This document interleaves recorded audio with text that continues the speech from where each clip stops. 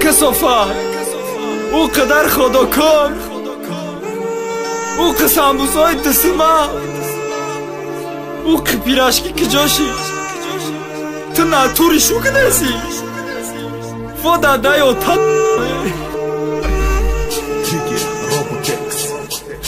کدی رفتی بیا بیم بدایت داد چیالم فکری خدا که کش دستایم برای چلم منالم های فیوخ خدا کم ایلا زهر چابا چور مروجنی گفتی بردم حتی دا وقتی ابلم اما ای بحری خود گذاشتم که شکمت سر باشه نکه دا نظرت پیر شیدم یافتی بخیدت یا شدن از کی سسم اشتمی مرد یادت هست بگی بیام اشا نخلاف آدمی پاس تک اصافاده نو دم روز خدا کد مبردم تم بالگش نبدم کاش که خودم خوردم در خواب گم لرزیدم هر روز اگیش نگیره قرض بد شیدم براست ای پیراشکی خریره تو دل اینجا مزدی کنم گفتی بگی بخو قریب ممردم باشی که میگیش نمای پشتی تو با ای احوال هر سال اجداد مکم زاد روزی تره هر سال بزار شیده بودم ای چالای سستم خریره بگی بیام اشا شو کدی شد بخیرد ما با اومد خیانت کدم پدری اردد نلده وای ساموسه های دستم همه بردم خودم مرده بودم گش نگیره کاش که نخوردم سومی او قدر خدا که پیراشکی دو تا زن مشی دو هرام اهمیت نداد من بعد شکمش سر شد خوری شکم یاد کردم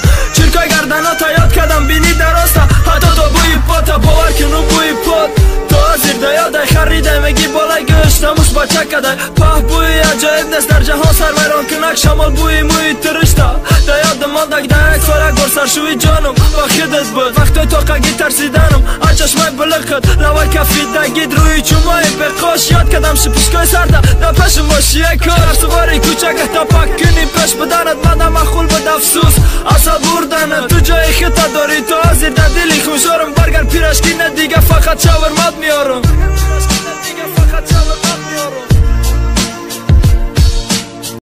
Жетка с тобой беда, слышишь, диги-диги, да, меня кроет на тебя, знаешь, диги-диги, да, словно диги.